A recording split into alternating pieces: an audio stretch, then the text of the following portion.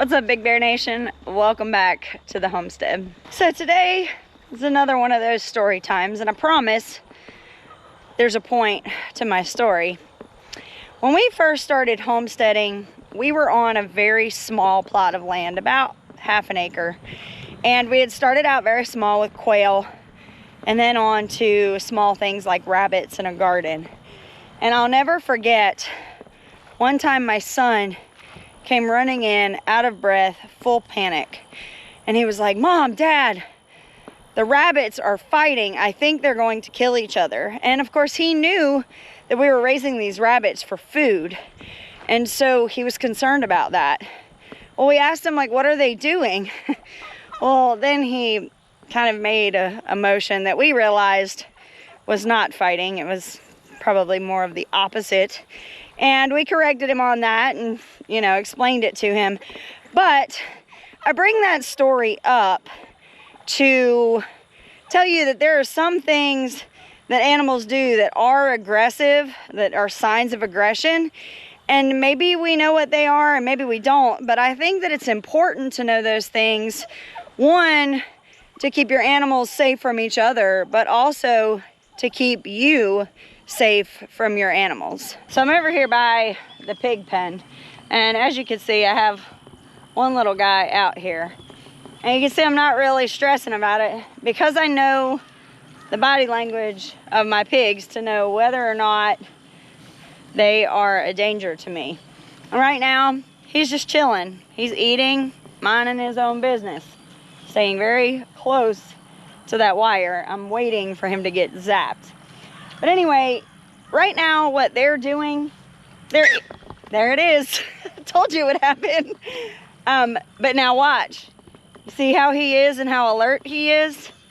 I have to keep my eye on him. I'm not going to keep my back to him because I want to make sure that he doesn't see me as a threat, as maybe I goosed him into that wire and maybe I was the one that hurt him. So we're gonna pay attention. But these guys, they're minding their own business, they're eating. I'm not gonna get in there with them while they're eating because I would then become a threat.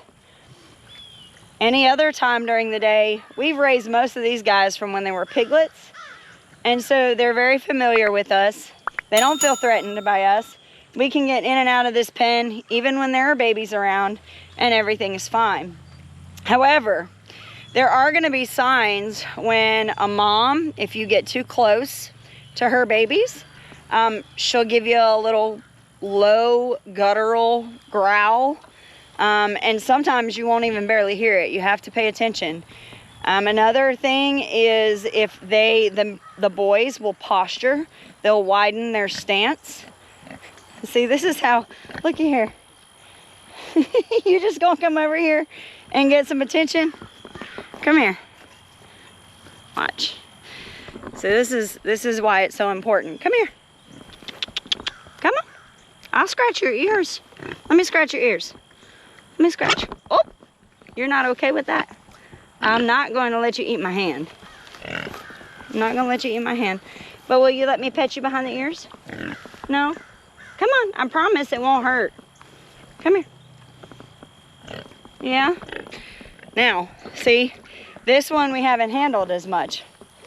And so as I'm trying to pet him behind the ears, he's like, I'm not really sure that I'm okay with that. So we're just gonna leave him alone because he's widened his stance, and he's made it pretty clear that he doesn't want me to bother with him, that the benefit of having his ear scratched doesn't outweigh the fact that he's uncomfortable. So we're gonna leave him alone. We can, you know, stand here right next to each other with no problem, as long as I don't crowd him. Hey, hon. What's up, buddy? Now, I don't know if you caught that just now, but that was a younger male. And this is Han. He is our breeder, our big boy. Now, he's minding his own business, but you see this little male is close by. If he gets a little too close, Han's gonna let him know that he's a little too close. But Han chills most of the day, just like this big mama over here. She's chilling out in the water. Leave her alone. She looks like she's with babies. So she's trying to cool off. We're not gonna aggravate her. If you were to aggravate her over there, she's gonna let you know. Ears are gonna pop up, she's gonna widen that stance, and you may hear that little bit of a lower growl. The males will also charge, which is a more obvious, obviously, sign of aggression. They'll drop their head and they'll rear their head up, you know, to let you know, like, leave me be. So that's something to pay attention to if you're raising pigs and you're inside their pen. These are things that you want to pay attention to. Hey there.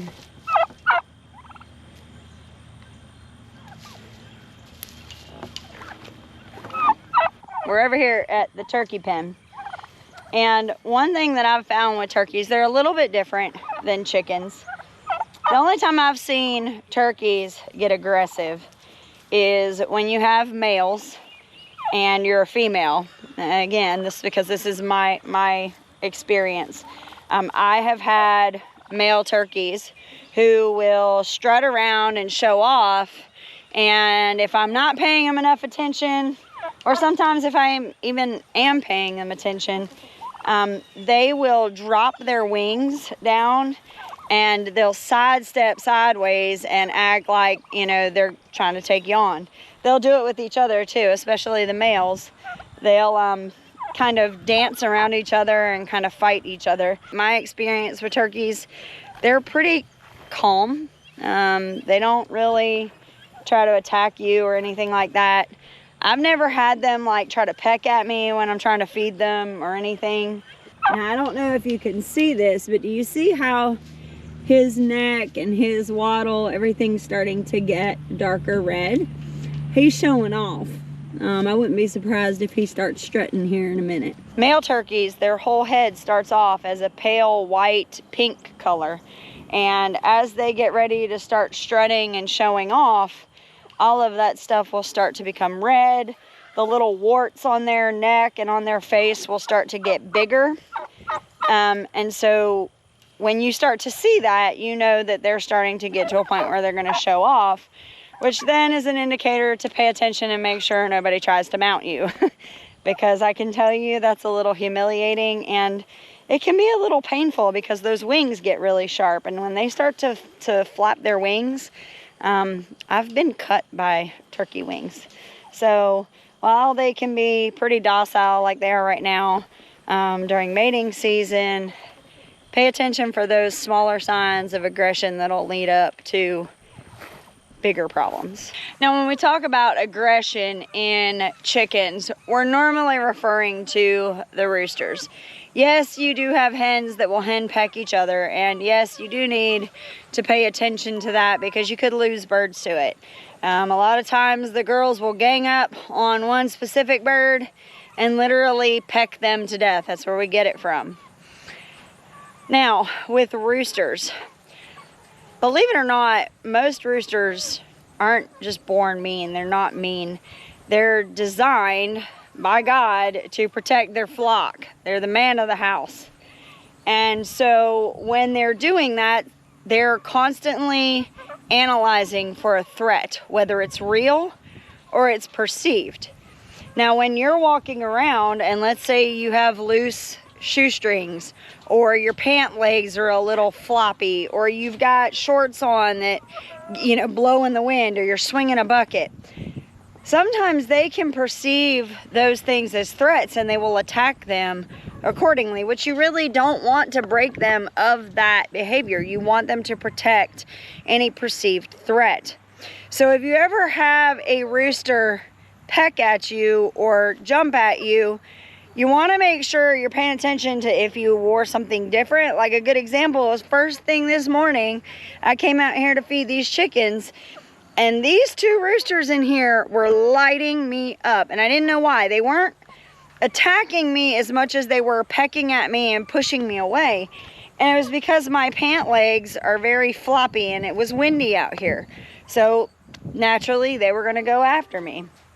So I'll make sure not to do that again, or be prepared to be pecked. But if you do have something like that happen, just pay attention if you were wearing something different, holding something different that could be perceived as a threat.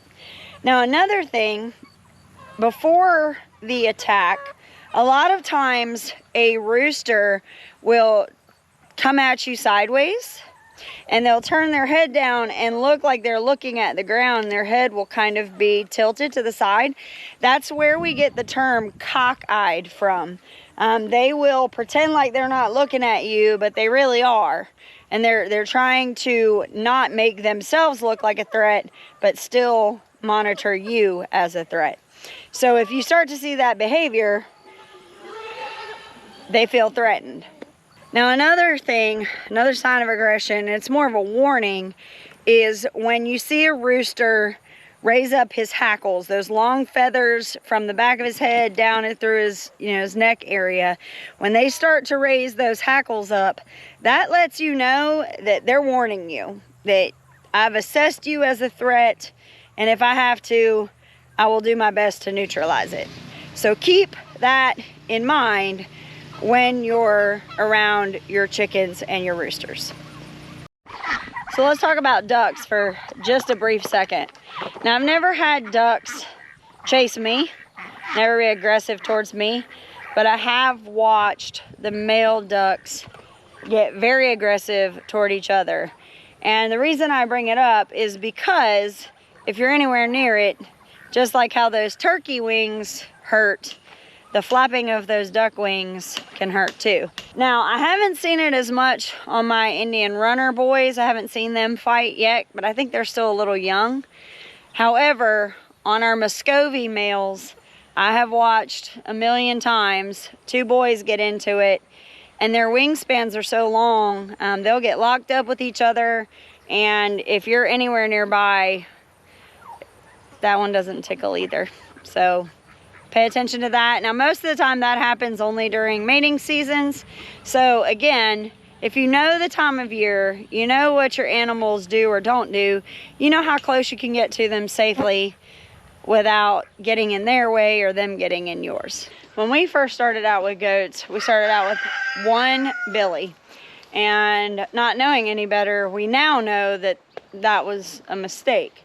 But he would get very aggressive.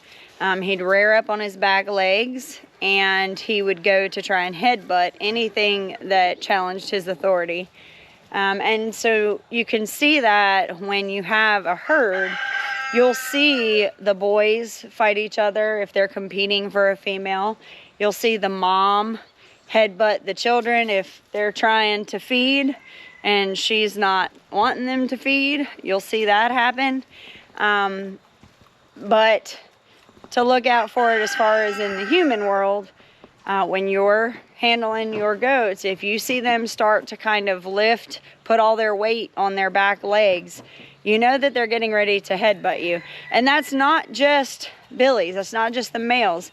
The females will do that as well. So if you have a goat with horns, you really want to pay attention to that behavior, because that's going to hurt extra special. I don't know if you've ever put your hands on the horns of a goat, but like Negans, they're really sharp on the edges. And so if he rears back and hits you with those horns, it's not going to be pretty. Now, another thing that the goats will do to each other is to establish dominance. Just like in every other part of the animal kingdom, they will try to mount each other to kind of show each other who's boss. So sometimes that will be 2 females and sometimes it'll be 2 males, but they're really basically trying to assert their dominance to let each other know who's in charge. And my most favorite animal is the cow. Hey, Louise. You've been a real booger lately, haven't you? So with cows, we have experience with both beef and dairy. I will tell you, as far as the aggression with the beef, it's fairly simple. The males will fight each other if you have too many males on the property, not enough females. They will fight each other. They'll drop their heads down and they will ram into each other nonstop. We've actually, over the years, had to go chase animals because 2 of them got into it and busted through the fence. So the lesson from that is don't have a whole bunch of bulls on your property. Even steers, they'll do it, but not as much as a bull. With the meat breeds, pay attention to your bulls, because after they get to about 2 years old, at least in our experience, they can go from being nice and kind to being confrontational. So they will, just like how we talked about with the pigs, they'll widen their stance, they'll put their heads down. You know, sometimes we see the bull races where you'll see them kind of like paw their feet. We have seen that where they're marking their territory for each other, but they will do that to let a human know that they don't want you around either. So be paying attention to that. If you go out to walk around your cows, look for that behavior, because they're kind of giving you a little warning that they don't want to be bothered. Now with dairy cows, especially the ones that are in milk, you're putting your hands on them once or twice a day at least. And so they're used to, you know, you being around. However, they can get moody. They can get a little temperamental. One thing we run in with Louise every month when she cycles, she gets to be a little difficult. She'll put her head down, she'll rear her head back. If we can look at her backside and see that it's kind of swollen, then we know that that's what it is, and we can kind of discount that. However, there are times when she's not in heat and she gets a little ornery, and you really do have to pay attention, because a lot of these animals are 1,000 pounds, 1,200 pounds. When that foot steps on you, trust me when I tell you, it does not tickle. So pay attention to your cow's behavior, whether it's a beef cow or a dairy cow. If they start to act like they're, you know, a little standoffish, or like with Louise, she'll kind of back off a little bit, or she'll just, the other one that it's a little bit harder to pick up on, is where she'll just stand still and she does not want to be moved. And if you try to move her, you better be prepared for what's coming next. You need a really long rope, because if it's a short rope, she's going to take you on an 8-second ride. Well, I hope that this short video of telling you a couple of the different things and showing you a couple of different things that animals do that can be signs of aggression is helpful to you. Whether you have these animals and you've seen this behavior, or you haven't seen it, or maybe you don't even have these animals, it's still something helpful to know in case you're ever like touring somebody's property, or you go to a petting zoo or anything like that. These are always good things to know, because you want to make sure that you're safe. When you're around animals, especially the large ones, or even the small ones, even roosters can put a gouge in your legs with their spurs. So if you can pay attention to these behaviors and identify them, then you can keep yourself safe, keep your children safe. If you're like me and you have people come on your property, you want to make sure that you keep them safe. Now, if you liked this video, go and check out this video that I did over here on how to tell whether or not your hen is being lazy, or if she isn't laying anymore, when it's time to cull her, or when it's not. Thank you for stopping by the Big Bear Homestead. God bless, and have a nice day.